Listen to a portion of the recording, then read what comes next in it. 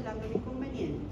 La edad de la mujer es diferente estar delante de una paciente que viene por amenorrea y tiene 13 años que estar delante de una paciente, por ejemplo, que tiene amenorrea y está de 25 años. Es diferente. O está en el extremo de la edad ginecológica, por ejemplo, a los 46 años. Entonces siempre el abordaje va a ser distinto. Y el antecedente de actividad sexual. Eso me hizo recordar hace poco. Se fue a la consulta a una paciente por amenorrea. Fue vista por me imagino que por un médico general. ¿Qué le pidió el médico general a la paciente? Le pidió una ecografía transvaginal. Motivo de la ecografía, irregularidad menstrual. Ojo, la paciente nunca tuvo relaciones sexuales. ¿Cómo iba a estar embarazada la paciente? Nunca tuvo relaciones. Por suerte el ecografista le preguntó a la paciente antes de hacerlo. De lo contrario, iba a pasar algo desagradable. Entonces es importante preguntar también eso a la paciente. También descartar las causas fisiológicas de la amenorrea. Aquella paciente que está antes de la pubertad, embarazo, que es una causa fisiológica, la lactancia, hay algo que se llama amenorrea de la lactancia que se da justamente por los niveles altos de prolactina, ¿sí? Y la menopausia. Una vez que yo descarte todo eso, voy a decir, esta es una amenorrea primaria, esta es una amenorrea secundaria, ¿sí? Esto es algo que para entender tenemos que volver a rememorar lo que es el ciclo. ¿Qué se liberaba en el hipotálamo?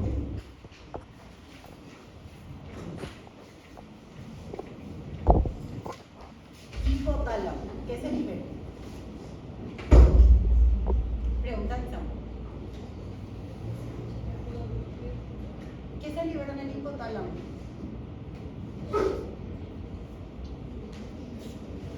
Hormona liberadora de gonadotropina. Ok, más hormonas, pero esa es la que me importa en ginecología. Ahí también se liberan otras hormonas, recuérdense. Esto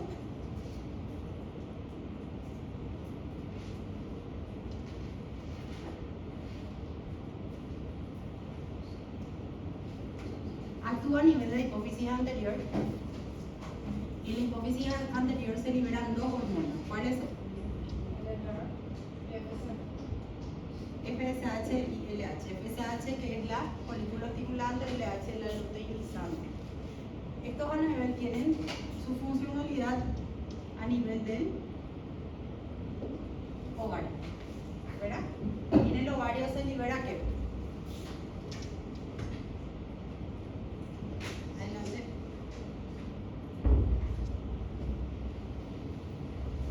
Estrógeno y progesterona, ¿sí? Recuérdense dónde se liberaba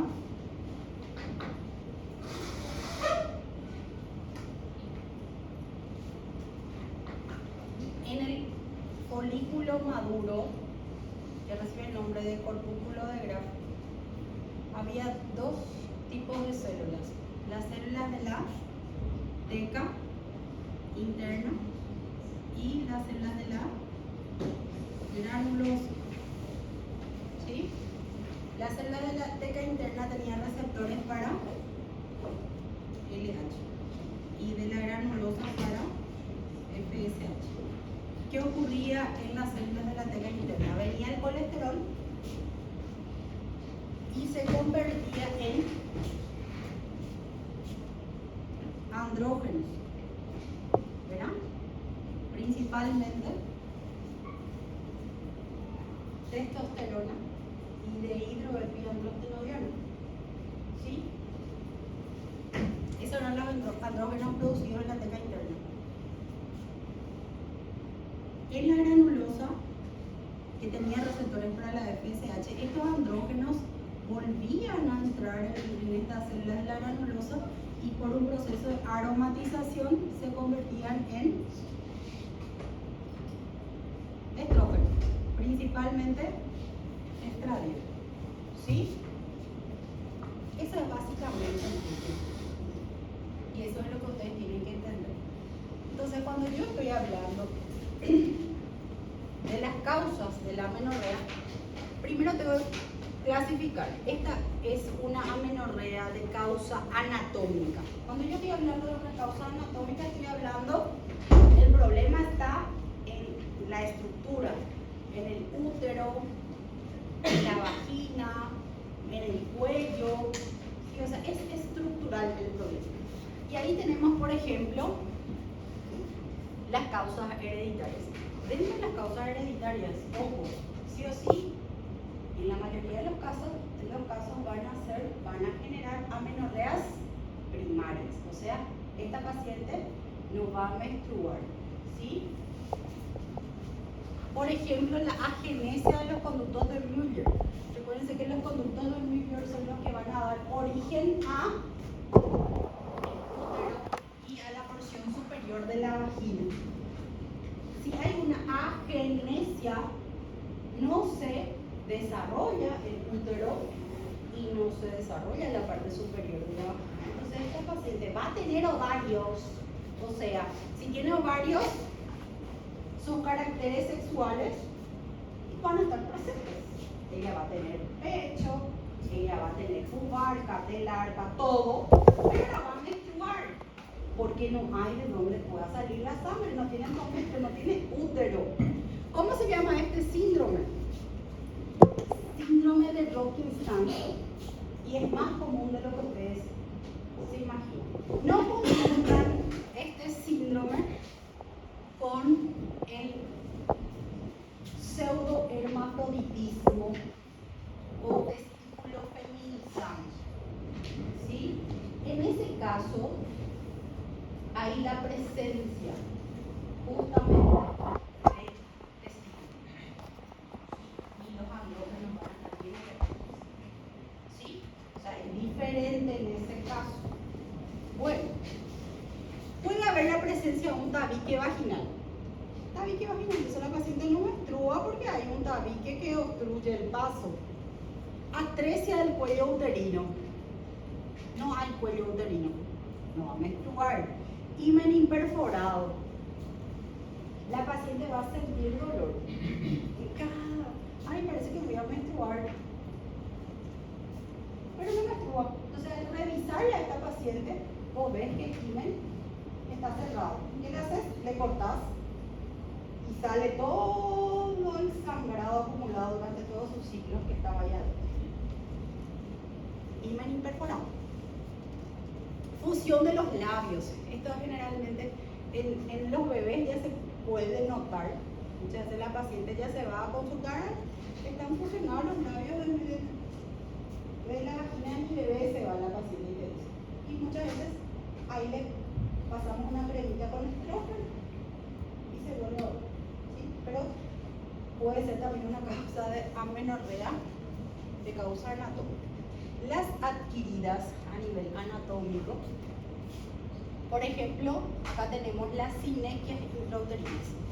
¿En quiénes se ven estos casos? Por ejemplo, en pacientes que se sometieron al legrado. ¿Alguna vez ustedes ya vieron cuando se hace legrado en la práctica? Curetaje a medio de arena.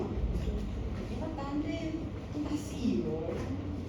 Si de repente el médico que realiza ese curetaje, principalmente con la cureta, ¿verdad?, que tiene filo, puede ser tan bruto que saca hasta la capa basal del endometrio.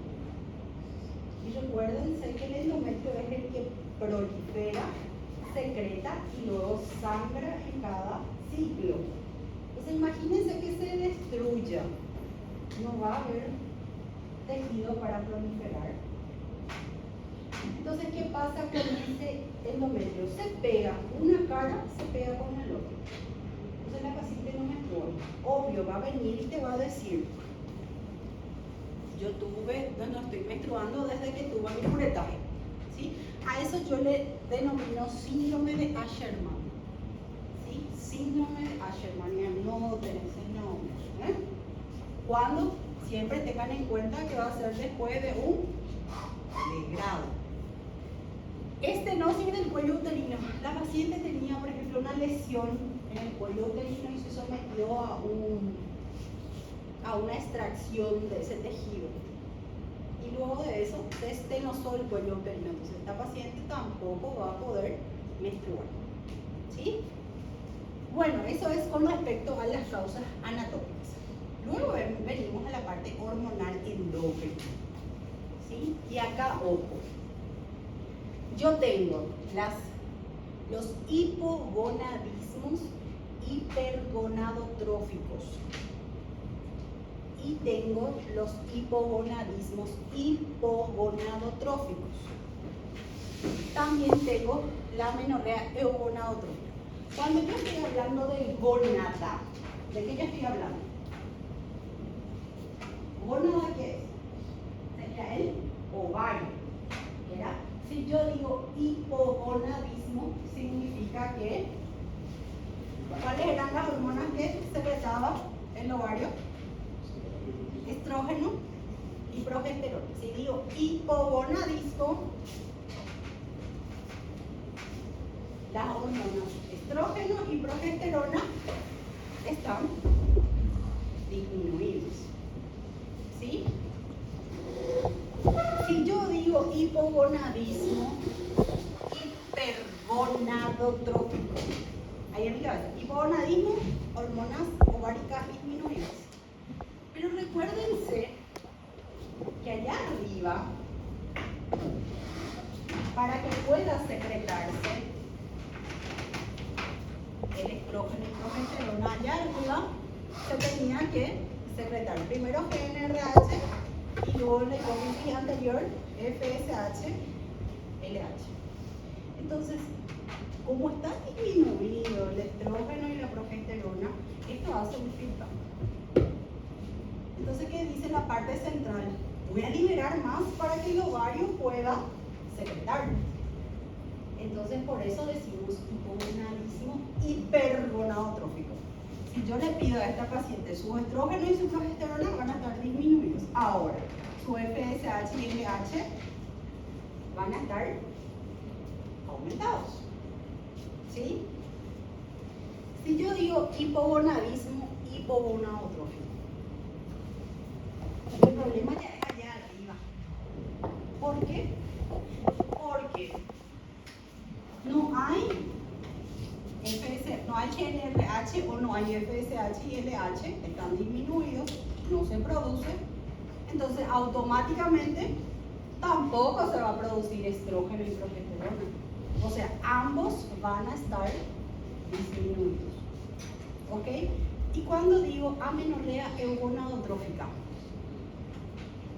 todo está normal. Pido FSH y LH, ok, a mi paciente. Estrógeno y progesterona, ok. O sea, mi problema no es del eje, es otro. Puede ser que sea algo hormonal, pero viene de otro lugar. Por ejemplo, en el síndrome de ovario poliquístico. ¿Cuál es el inconveniente en el síndrome de ovario poliquístico? Hay un hiperandrogenismo. Hay mucho andrógeno. ¿Sí? Entonces, ¿qué pasa con esta paciente? Como hay mucho andrógeno, produce mucho estrógeno, pero el estrógeno que produce no es un estrógeno funcional. El estradiol en sí, que es la hormona que le sirve a la mujer, no está disminuido. ¿Y arriba cómo está? A consecuencia del hiperandrogenismo, el LH va a estar muy aumentado. ¿Sí? Entonces, no es por culpa del eje, viene por otro ejemplo de la amenorrea eugonadotrófica, por ejemplo, una paciente con hipotiroidismo. ¿Sí? ¿Y por qué interviene en el eje? Es que esta paciente con hipotiroidismo, recuérdense que la hormona que estimula la producción, o sea, la TSH, ¿dónde se produce? Se produce en la parte central. Entonces, el hipotálamo se concentra en eso. ¿Sí? El hipotálamo y la hipófisis anterior se concentran en esa producción y dejan de lado el eje ovárico. ¿Sí? Entonces ahí está el inconveniente. Ahí cuando yo hablo de un amenorrea o gonadotrófica es eso. Obviamente, dentro del hipogonadismo hipergonadotrófico tenemos las causas hereditarias y tenemos los adquiridos. Las causas hereditarias van a generar obviamente amenorrea primaria. ¿Sí? El 60% de las patologías amenorreicas primarias vienen justamente de causas hereditarias. Después vienen de trastornos adquiridos durante la adolescencia, por decir así. Bueno, dentro de las causas hereditarias tenemos, por ejemplo, una causa cromosómica que es la digenesia gonadal. La paciente no tiene ovario.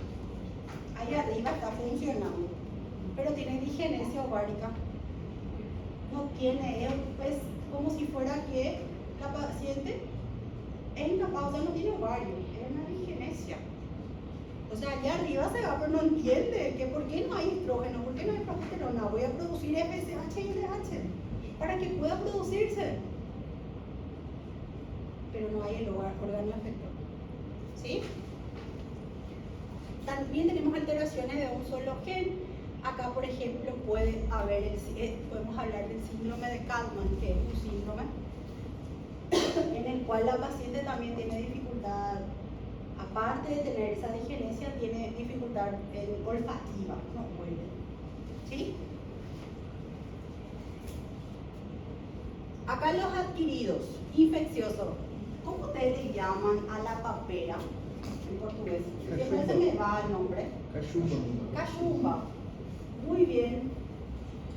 Ustedes saben que la cachumba también puede bajar, recuerden que el ovario es una glándula, y destruye también a las células ováricas. Entonces puede dar una falta de funcionalidad de causa infecciosa. ¿Sí? Autoinmunitario, por ejemplo, una paciente que de repente tiene lupus, de causa iatrogénica, acá los oncólogos que le sacan el ovario, la prójima de la paciente. Le sacaron, tenía un mioma, le voy a sacar el ovario. Se quedó sin ovario la paciente. Entonces es una causa iatrogénica. Causas ambientales y causas desconocidas. Entre las causas ambientales, radiación y todo eso entra, ¿sí? Bueno. Luego tenemos el hipogonadismo hipogonadotrófico, que son las patologías, digamos, más extensas. Ahí mi problema ya es, dijimos, central, allá arriba. ¿Sí? Las causas también pueden ser hereditarias y adquiridas, volvemos a decir, las hereditarias van a dar amenorrea primario. La paciente nunca va a menstruar. Dentro de este tenemos el hipogonadismo hipogonadotrófico idiopático y tenemos el síndrome de Kalman. Acá yo había dicho síndrome de Kalman, alteración de uso gen, me confundí. Acá tiene que ser síndrome de Turner, porque es acá. ¿Sí? Acá el síndrome de Kalman es justamente, el inconveniente es en el hipotálamo, porque se destruye. Recuérdense que el centro olfativo está también en el hipotálamo y está cerca de los neurotransmisores. Entonces, como se destruye, la paciente también tiene anosmia. Aparte de tener el trastorno de amenorrea, tiene anosmia. ¿Sí? Bueno, dentro de las causas adquiridas tenemos trastornos de la alimentación. Acá están las estudiantes, ahora van a estar todas amenorreicas porque se vienen las grandes finales, entonces están estresadas y es lo que produce. Ay, está tan estresada la paciente que el eje deja de funcionar. Entonces se queda amenorreica la paciente, ¿sí? Trastornos de alimentación, las pacientes bulímicas, anoréxicas también tienen trastornos, ¿sí? El ejercicio extenuante. Ustedes sabían que lo que hacen mucho ejercicio o de repente son aquellas corredoras olímpicas, no menstruan, ¿sí? Hace poco recibí una jugadora de handball en el hospital. Nunca menstruó y vino pariendo. No sabía que estaba embarazada. Pero nunca menstruó. ¿Sí? Entonces, puede ocurrir en estas pacientes el que no funciona mi eje. ¿Sí? Los trastornos destructivos, tumores, radioterapia, traumatismos, que de repente pudo haber ocurrido en esa zona, por ejemplo,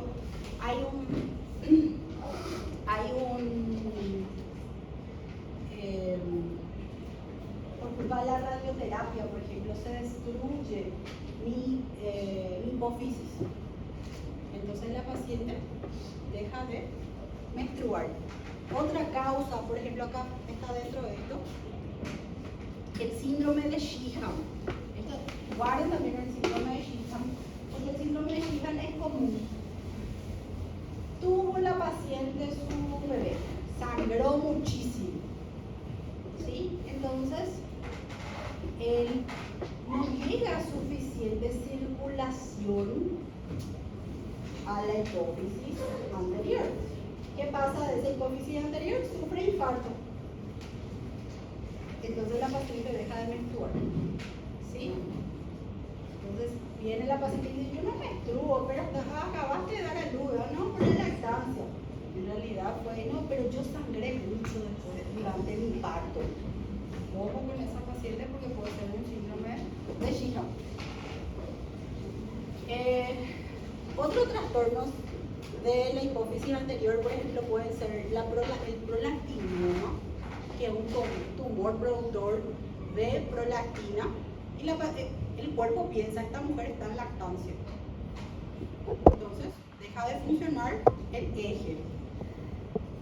Las enfermedades crónicas también pueden causar justamente hipogonadismo, hipogonadotrófico. Por todo el proceso que conlleva, puede también hacer que el eje deje de funcionar. Luego tenemos las amenorreas eugonadotróficas. Estas pueden ser ya hereditarias, no hay causas, Factor de riesgo. No hay causa, acá no te va a dar amenorrea. Síntomas. La paciente no va a tener una amenorrea, difícilmente va a tener una amenorrea primaria. Sí va a tener trastornos en la regularidad de la menstruación. Por ejemplo, el síndrome de ovario poliquístico o la hiperplasia suprarrenal. ¿Sí? Difícilmente la paciente va a venir a consultar por amenorrea primaria, más bien va a venir por amenorrea secundaria. ¿Sí? Dentro de las adquiridas está el hiperprolactinoma, enfermedad de la tiroides, acromegalia, síndrome de Cushing. Todos están ligados, como ustedes saben. En sí no es mi problema en el eje, sino que tiene otros problemas hormonales que hacen que el eje deje de funcionar. ¿Sí?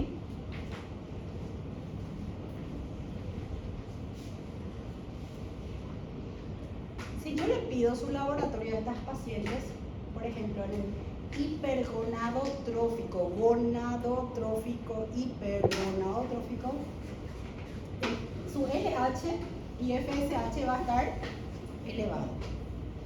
Ya los estrógenos van a estar reducidos, por eso es hipergonadotrófico, porque allá arriba mi problema es periférico, mi problema es en la gónada.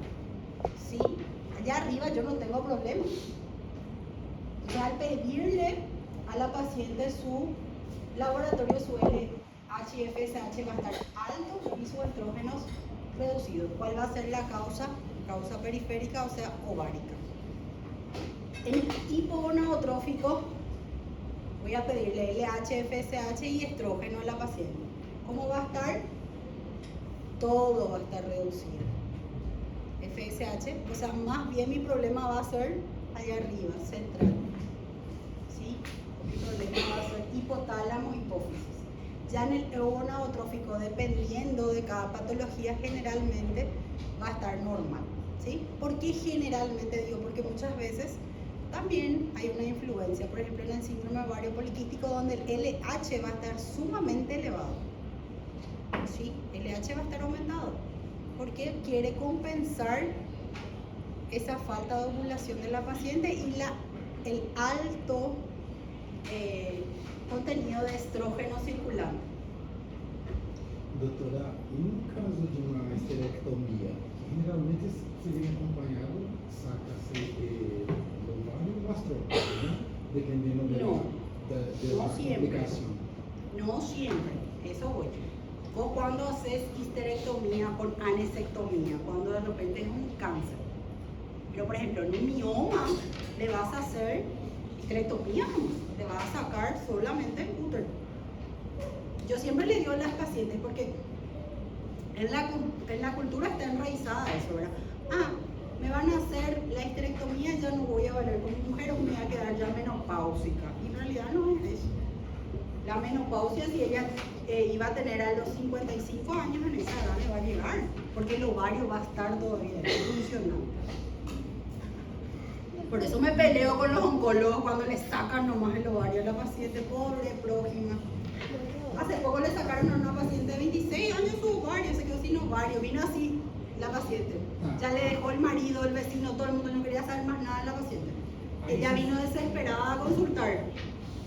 Y para hacer una terapia de reemplazo hormonal es carísimo. E aí, nesse caso, você sacou el útero, como se queda el IRH y el FSH? ¿Continúa produciendo? Claro, se va a producir porque el ovario está todavía. Recordate que este es eje hipotálamo, hipófisis, ovario. ¿Y para la mujer eso es bueno o malo? Claro que es bueno.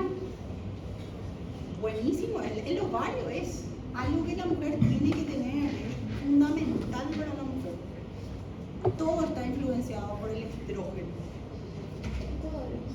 Pacientes que fazem muito exercício físico, no caso, ela quando ela tem a menopausia, ela vai estar ovulando ou não? Sem ovulação. No va a ovular porque tu eje no va a liberar FSH. Por eso es que no menstrua, porque no hay FSH, no hay LH, no hay estrógeno.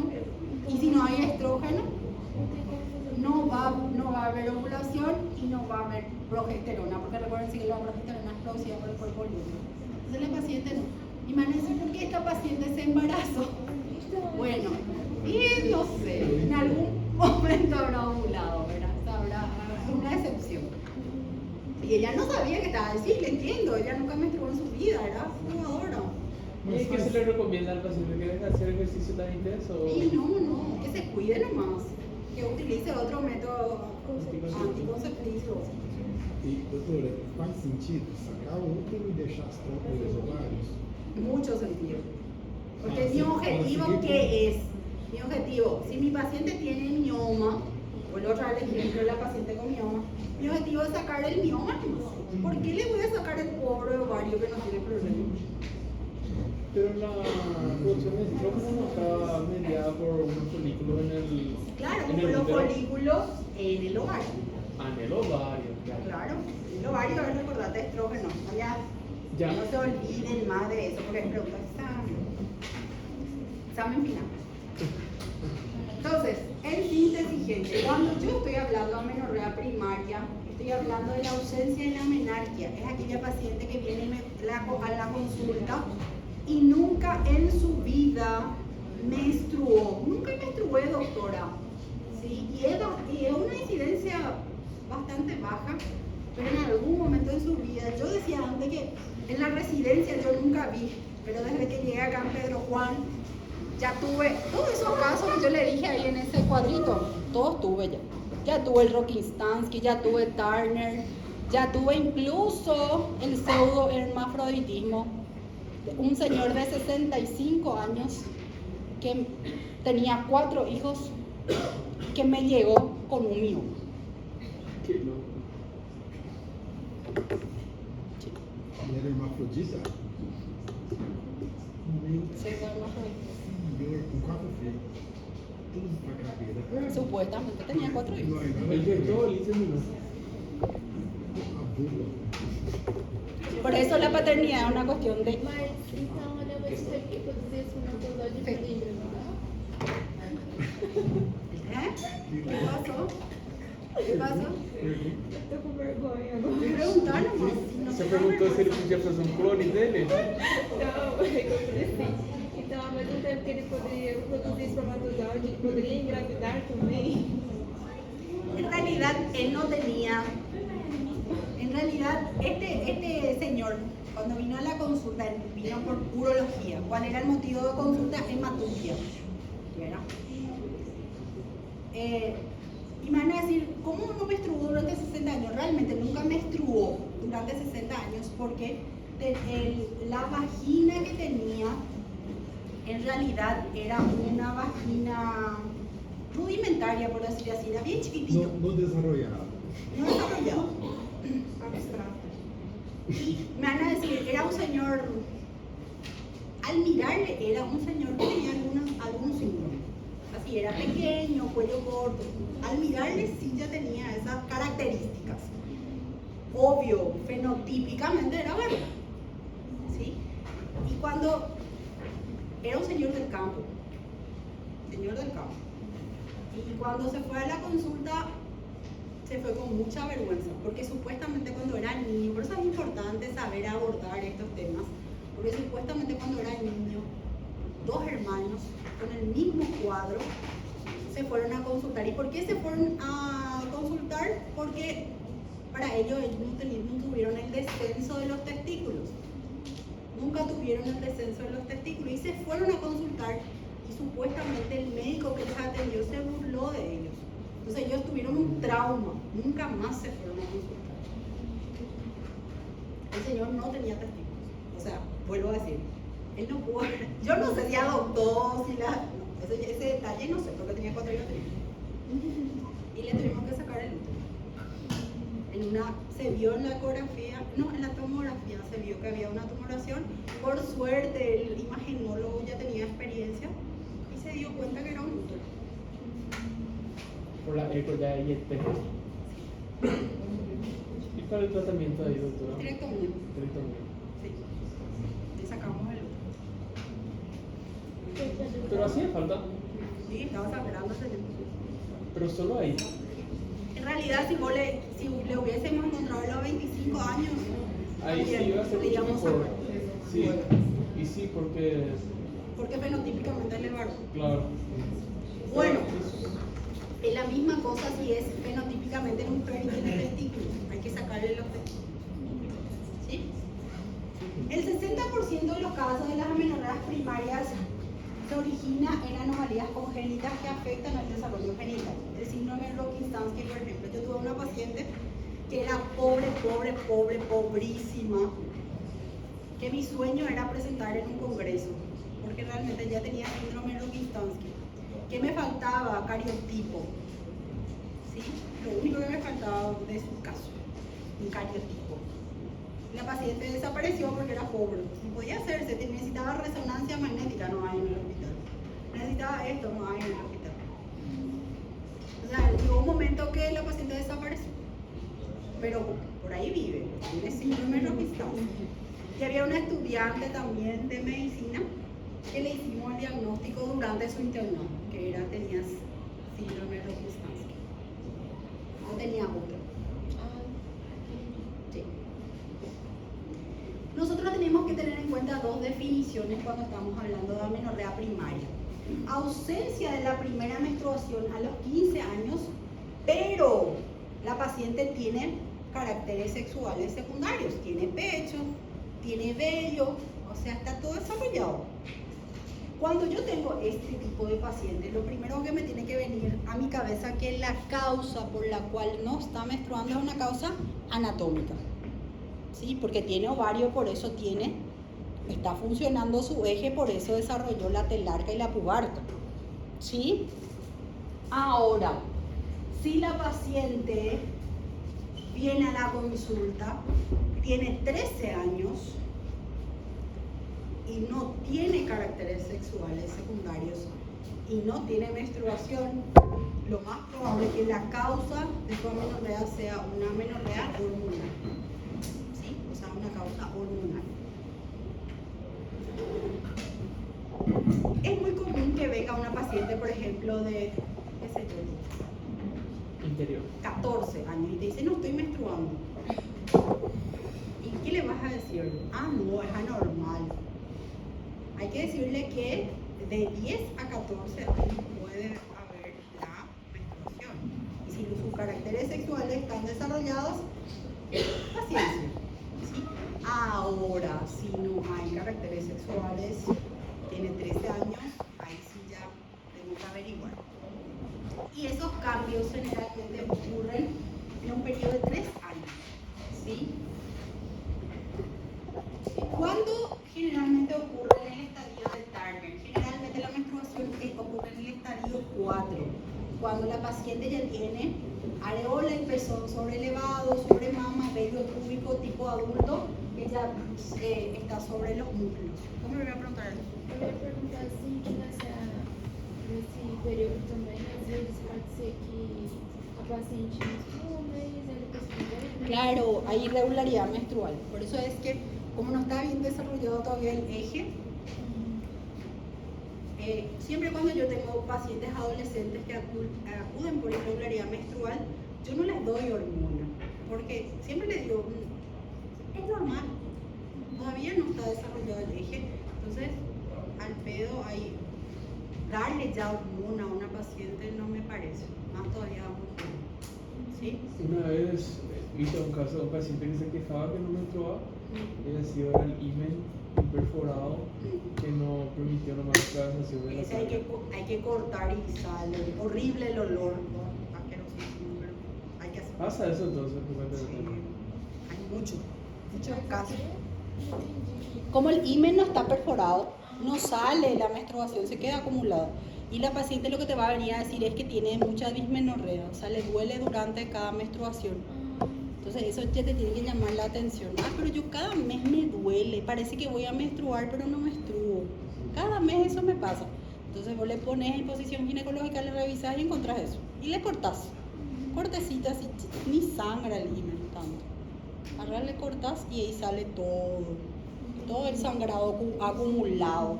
Hematocolpos le llamamos nosotros a la sangre acumulada. Bueno, ¿qué hacer entonces cuando viene a la consulta la paciente con amenorrea primaria? Primero tengo que hacer la historia y el examen físico completo, ver cómo están los caracteres sexuales secundarios, mirar la mama, ¿sí? Bueno, si los caracteres sexuales no están presentes, voy a directamente pedirle LH y FSH. Si están presentes, porque yo ya digo, la causa es hormonal. Pero si están presentes, yo digo, no, la causa es anatómica. Entonces le voy a pedir ecografía o resonancia magnética.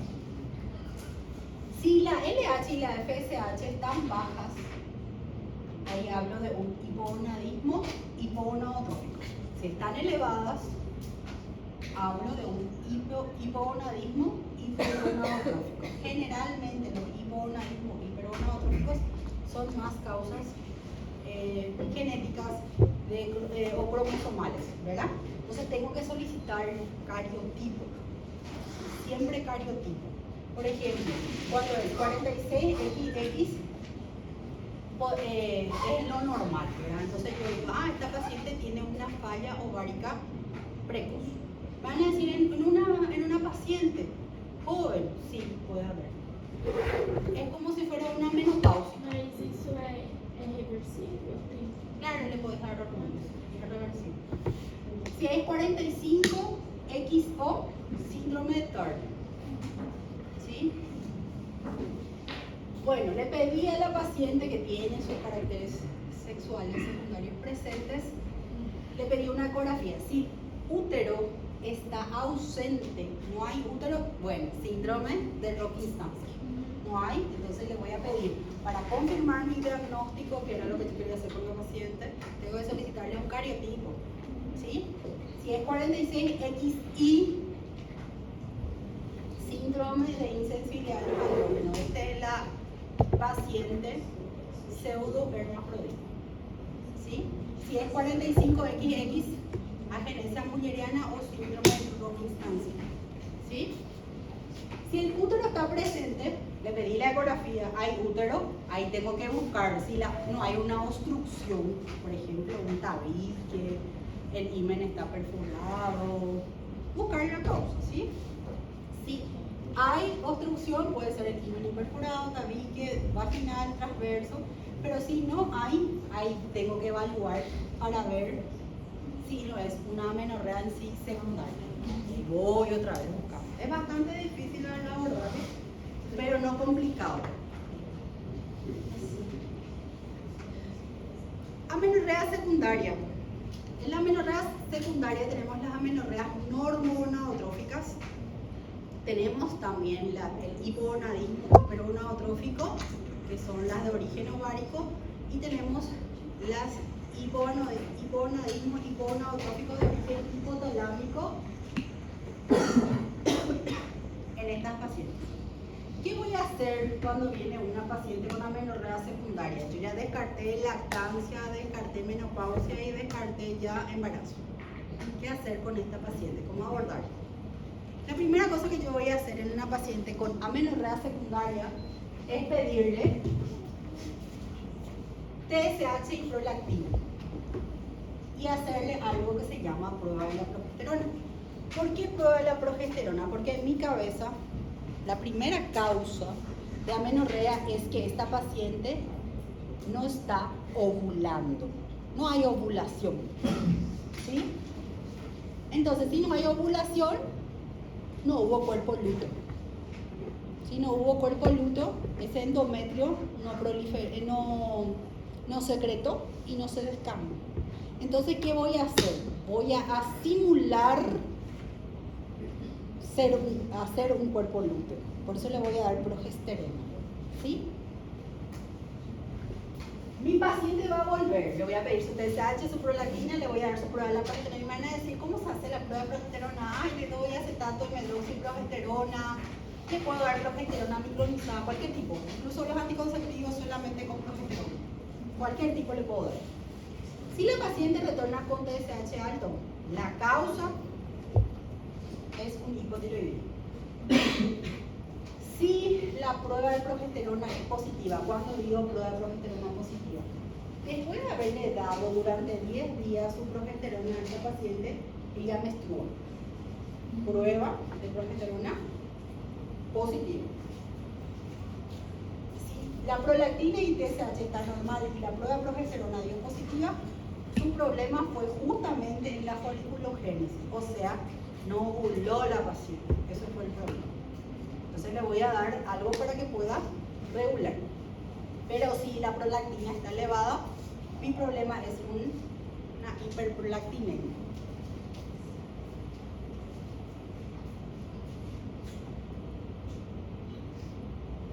Como les decía, ¿verdad? La progesterona, dar por 10 días, puede estar acetato de medroxyprogesterona o progesterona micronizada. Si la prueba de la progesterona es positiva, se produce menstruación y el sangrado por deprivación se produce 2 a 7 días después de tomar toda la progesterona. Y eso confirma la indemnidad del tracto de salida, o sea, mi problema no es anatómico, ¿sí? Y demuestra el estímulo estrogénico sobre el endometrio. La prueba positiva hace el diagnóstico de anovulación, o sea, mi problema fue en el ovario, como causa de la amenorrea. ¿Qué pasa si la paciente me dice, ay, ya me diste este medicamento, pero más que caro y no menstruo? Prueba de progesterona negativa. ¿Qué voy a hacer? Le voy a agarrar y voy a agregar estrógeno. Voy a hacer la prueba de estrógeno más progesterona, que es mi objetivo, simular el ciclo en sí. ¿Sí? Si la prueba es negativa, mi problema es anatómico. ¿Hay algún problema en el útero, en la vagina, en el cuello? ¿Sí? Ahora, si la prueba es positiva, significa que mi problema no es ni siquiera que ella no ovuló. Mi problema ya es que ese folículo no reclutó y no maduró folículos. El principio del ciclo. Entonces, hay un problema en el ovario. ¿Ok?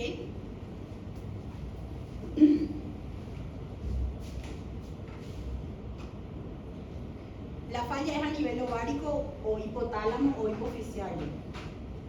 cuando hay falla de la esteroidogénesis, cuando la prueba de estrógeno y progesterona es positiva. Los niveles de gonadotrofinas pueden ayudar a determinar el origen, por eso a esa paciente que le vino la prueba de progesterona y estrógeno positiva, le voy a pedir su FSH y LH. Ahí recién le pido FSH y LH. ¿Se dieron cuenta? 3 cositas nomás yo le tengo que pedir a mi paciente que viene con amenorrea. ¿Sí? Al principio. No le voy a pedir de base las cosas. ¿Sí? Y ahí, dependiendo de los valores de FSH y LH, voy a ver si es un hipergonadotrófico o un hipogonadotrófico. ¿Sí? Acá nomás otra vez puse esto porque tienen que saber, ¿verdad? Que se liberan el hipotálamo. Una imagen que les dije.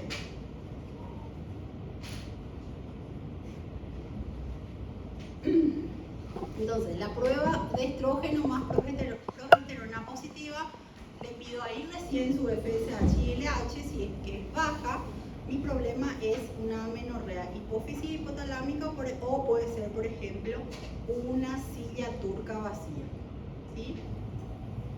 Si es que viene alto la FSH y LH, mi problema es realmente en el ovario. ¿Sí? Y acá está en síntesis todo lo que les dije, ¿verdad? En el otro les separé nada más. Entonces, la amenorrea se define como ausencia temporal o permanente del flujo menstrual por un periodo de 3 o más meses. Existen causas fisiológicas como el embarazo y las no fisiológicas, que es lo que estudiamos. Las no fisiológicas se pueden dividir en primaria o secundaria, dependiendo si ya tuvo la amenarquia. En la amenorrea primaria la causa más frecuente es un retraso constitucional y puberal. De la secundaria son el hipogonadismo, hipogonadotrófico, el hipotálamo funcional y el síndrome de ovario poliquístico. Si todo resulta negativo, se debe indicar una prueba de progesterona, y si esta resulta negativa, complementarlo con una prueba de estrógeno más progesterona. ¿Verdad? ¿Hasta acá? ¿Ok? Vamos a continuar hablando de SOP. Es algo muy común. Es una de las patologías, sí o sí, acá dentro de las chicas hay más de 2 o 3 que tienen síndrome de ovario poliquístico. ¿Sí? ¿Cómo van a venir estas pacientes con síndrome de ovario poliquístico? Pueden venir a consultar por amenorrea, ciertamente, pero lo que va a llamar la atención es hiperandrogenismo. Este hiperandrogenismo le va a dar a la paciente algo que se llama hirsutismo, que es la presencia de vello en un lugar donde no debe estar o con una distribución masculina. Va a tener, no en todos, pero puede tener obesidad y generalmente va a ver en ecografía ovario con varios folículos, por eso se llama poliquístico. ¿Sí? Antiguamente, por eso es que también se le conoce como síndrome de Stein-Leventhal, porque cuando